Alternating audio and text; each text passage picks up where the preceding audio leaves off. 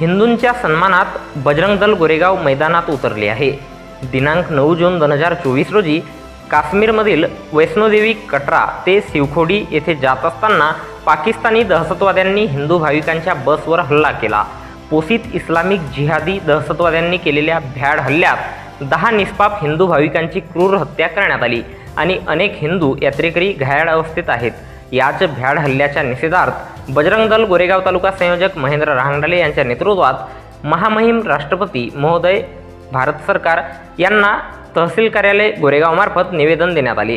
यावेळी विश्व हिंदू परिषद गोंदिया जिल्हा सहमंत्री सुनील कोहड़े, बजरंग दल जिल्हा संयोजक सुभाष पटले, विश्व हिंदू परिषद प्रखंड मंत्री सुनील डोहड़े, सहमंत्री दीपक तुरकर, विश्व हिंदू परिषद सेवा प्रमुख डिगुल चौधरी, विहिप नगर मंत्री कमलेश गजबे, बजरंग दल नगर संयोजक नीलेश राउत, बजरंग दल शाखा मोहाड़ी संयोजक युवराज चौहान, हेमराज उके, खिलेश बावने, लक्की बिसेन, दाऊ पटले, सुजित कटरे, डेविड दानी, राहुल पटले, तेजेश रांगडाले, विकास ठाकरे, लखन पटले, हर्ष चौधरी, पवन टेंबरे, जतीन कोरे यासह अन्य बजरंग दल कार्यकर्ता उपस्थित होते।